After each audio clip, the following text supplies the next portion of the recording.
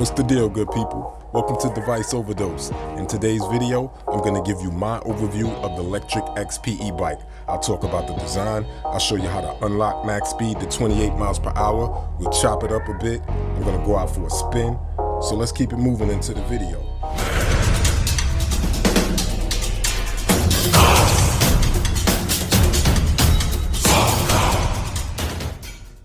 So here we have a nice ass device. To start with, the LECTRIC XP is a folding e-bike, so it fits into small spaces such as your trunk and your garage. This is your LCD display. This shows you all the system information. I'll give you a detailed breakdown shortly. I wasn't crazy about the half twist throttle, but it worked its way into my life and now I'm addicted. Also, the mechanical disc brakes that stop you on the drop of a dime don't help the situation much. This bike is straight up fun to ride. The 20-inch all-terrain tires do have a tire lining, so it's difficult to get a flat. Previously, I mentioned that I would give a detailed overview of the LCD display and its functions. So let's take the bike inside and we could chop it up about that. Alright, so let's keep it moving with this overview. Once you power on the bike, what you're going to notice is a lot of information on your LCD display. At the very top, you're going to see your energy bar. That's pretty much self-explanatory. It tells you information about your battery. Right under that, you're going to see your speed. That's pretty much self-explanatory, your miles per hour. Right under that, you're going to see PAS. I'll do a little bit of explaining to that point. PAS stands for pedal assist. Now, pedal assist has 5 different settings. I usually keep it on 1, but for those of you speed demons, you can go ahead and crank that up to 5. Now, moving along, down here you have the odometer. The odometer is pretty self-explanatory. That's your miles. Moving along, this is trip A. From what I understand, this setting also has a trip B, but I listen to a lot of YouTubers online and we just can't figure out how to unlock that setting. So I guess we got to do some more research and try to figure that out. So moving along, this is your voltage. This shows you how charged the battery is. So if your battery is dead, you want to take a look and see how you're doing. Aside from the energy bar, you can look at the voltage on your battery. Moving along, this is the current. This simply tells you how much current you're pulling. So maybe if you're going up a hill, you want to see how much current you're pulling, you can switch over to that and take a look at it. This is your trip meter. What it is it times your trip and whatnot, and you can find out how long you've been on your trip.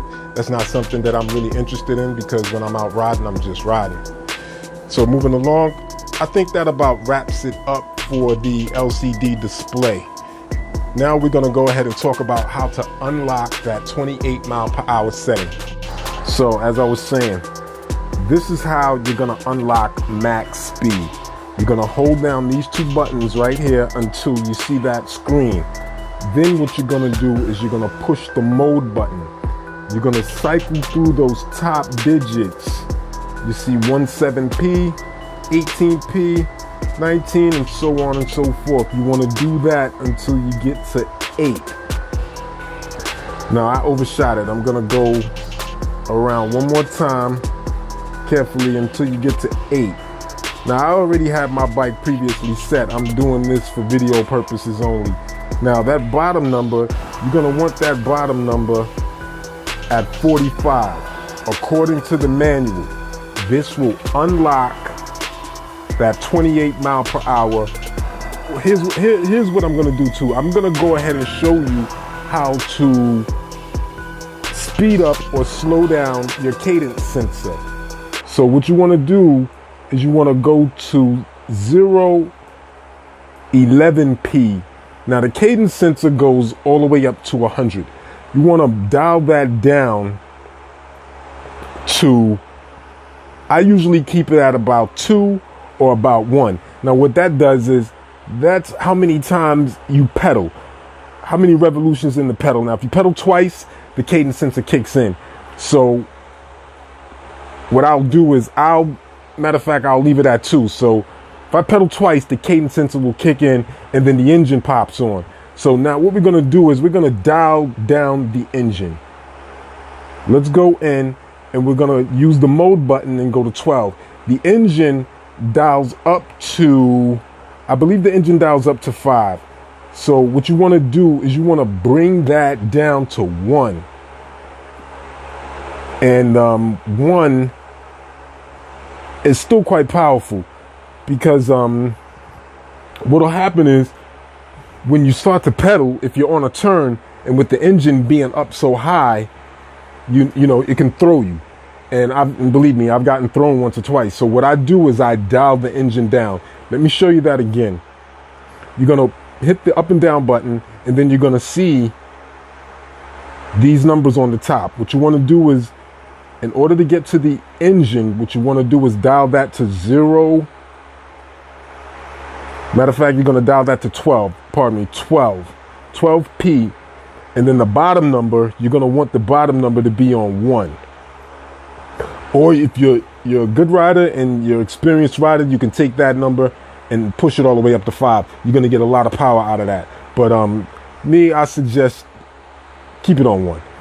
You know, if you're just getting this thing out of the box and you're kind of nervous about it, keep it on 1. Or just ride it on default.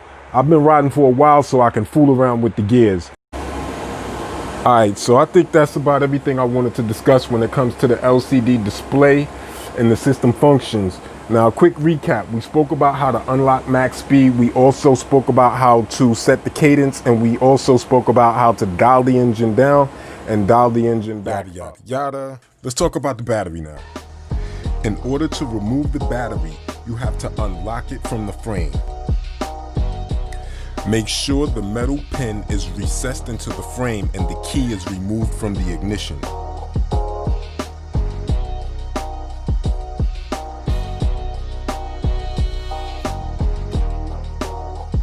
Grab the pull handle and slide the battery out of its compartment. The bike comes with a 48 volt 10.4 amp hour lithium ion cell. Now, according to the manual, page 25, and this is a range estimate which is not always correct, you can expect to travel a distance of 25 miles using pure throttle, 35 miles using medium throttle, and 45 miles using very little throttle at all. And of course, that's dependent on your riding conditions, such as terrain and the size of your ass. So if your behind is narrow like mine, you're probably gonna get a 35-mile range. But enough about the battery, let's go out for a spin. All right, so here we are outside. We're about to take a ride on Electric XP. Let's do this.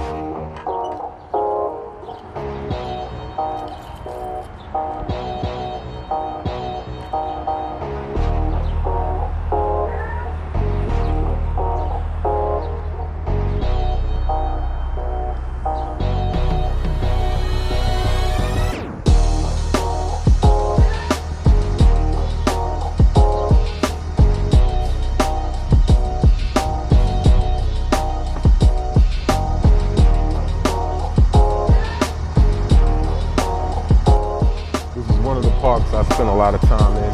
You can actually get lost in this park on the trails.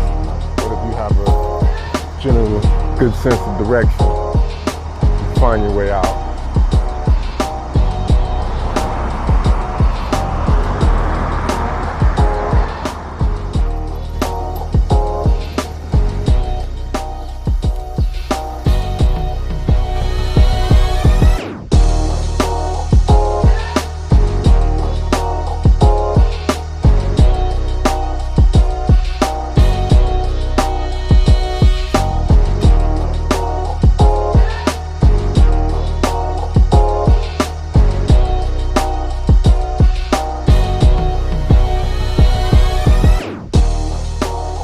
The bike has a cruise control function, which is a feature that I use often.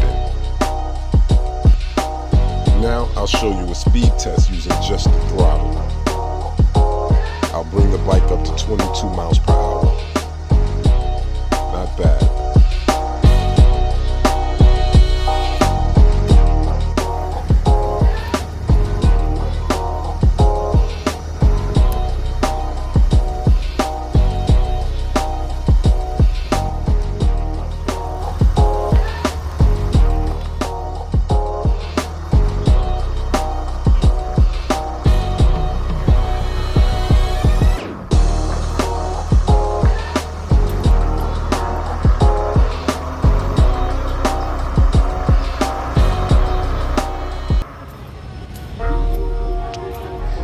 street painting has begun to inspire me, so I come pay it a visit every day.